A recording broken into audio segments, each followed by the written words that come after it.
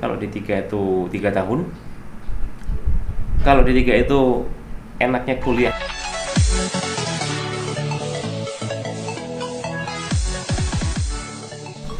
Ya, ini di part ketiga. Part pertama kita bahas soal bagaimana lulusan D3 itu kalau lanjut bekerja. Part kedua itu soal bagaimana kalau lanjut kuliah D3 atau S1. Part ketiga ini kita bahas soal bagaimana kalau bekerja. Bekerja sih. Bagaimana kalau berbisnis? Ya, membuka usaha mandiri. Ya, ini yang perlu dipahami tadi kan. Membuka usaha atau berbisnis tentunya berbeda dengan bekerja ya. Maksudnya bekerja yang saya maksud di part ke-1 itu bekerja di instansi. Tapi kalau ini kan bekerja mandiri, usaha mandiri, bisnis mandiri. Nah, ini banyak banget. Karena di dalam dunia sekolah selama di SMK keperawatan itu kan diberikan dasar-dasar dari ilmu keperawatan sebenarnya. Maka peluang kerjanya itu bisa banyak sekali. Kalau di slide ini saya berikan beberapa hal.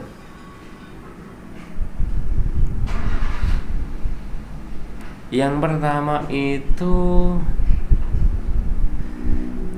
gini,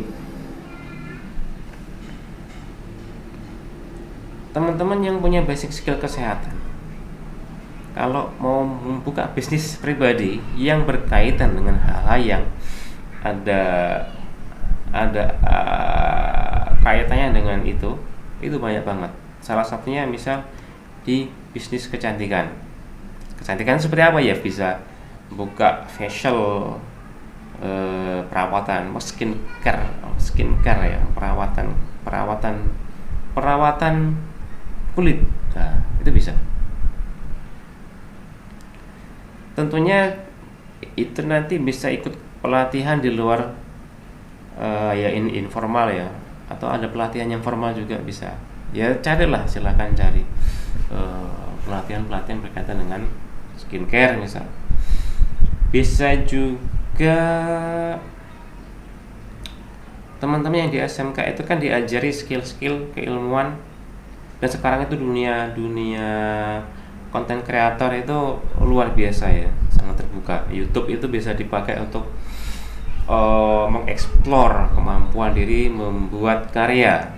Jadi teman-teman yang di SMK lulus ngapain dia? Silakan bikin konten. Kontennya apa? Ya konten dari kelas 1 masuk SMK gimana, kemudian ospek mos masa orientasinya gimana, kamu di SMK mana, jelasin. Atau nanti bisa collab dengan teman-teman di SMK lain, gimana kamu waktu awal sekolah gitu, terus pengalaman di situ gimana, pernah praktek di mana saja, keasikannya apa saja, suka dukanya gimana, silakan dibahas. Atau mungkin bisa nanti review wawancara dengan teman-teman lulusan SMK keperawatan yang sekarang ada di mana. Itu bisa di explore kontennya sampai di situ. Kemudian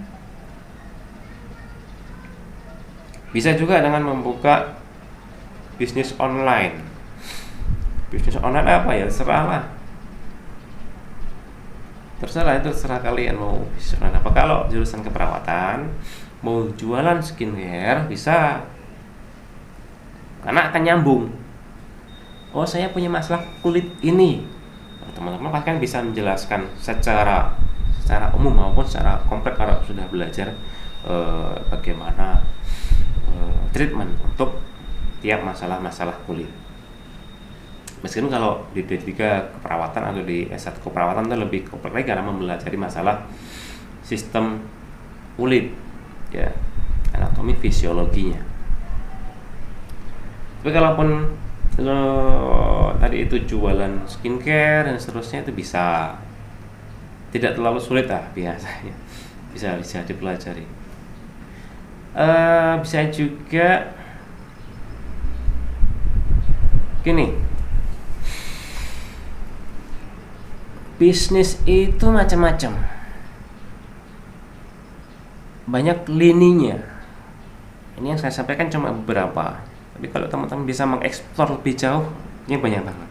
Salah satunya tadi soal facial wash, buka perawatan kulit, atau jualan skincare, tapi tentunya yang harus sudah BPOM dan juga halal ya. Ada lagi teman-teman bisa berbisnis fashion yang gimana? Misalkan jualan pakaian yang terkait dengan teman-teman. Kalau di keperawatan ya ada baju oka, ada apa namanya, seragam yang itu putih-putih itu, seragam formalnya, seragam klinik ada juga. Bisa juga jualan bisnis itu jam analog yang buat cek nadi dan lain-lain bisa. Atau bisnis alat kesehatan, oke. Bisnis apa, jualan buku-buku materi keperawatan, kebidanan, kedokteran, ya kan jualan, nggak apa-apa. Kalian nggak perlu terlalu dalam mempelajari buku itu kalau memang fokusnya ke jualan kan. Tapi tentunya punya gambaran bagaimana mencari relasi buku-buku, misal buku-buku yang original, jangan yang bajakan ya, karena banyak juga yang fotokopi ya. Tuh, bisa mengembangkan ke banyak hal, kalau memang memilih untuk berbisnis, langsung berbisnis. Dan tentunya ini hanya bagian kecil saja, bisa teman-teman perluas lagi potensi diri teman-teman masing-masing. Perdalam, saya ini cocoknya di mana sih, passion saya apa, kesukaan saya apa, dan lain-lain.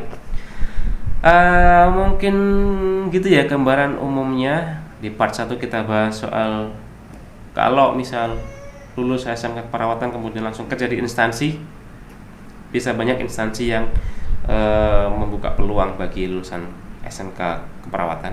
Atau part kedua ada kalau melanjutkan pendidikan D3 S1 itu seperti apa. Atau yang ketiga ini, part ketiga kita membahas soal bagaimana kalau membuka usaha sendiri. Insya Allah selama dahulukan bagaimana batasan-batasan secara syariat, jangan sampai melanggar syariat bagi yang muslim, atau batas-batas agama masing-masing lah, mesti ada batasnya ya, tidak boleh menipu barangnya, tidak boleh ada unsur yang berbahaya bagi tubuh dan seterusnya. Ya silakan dipelajari lebih dalam.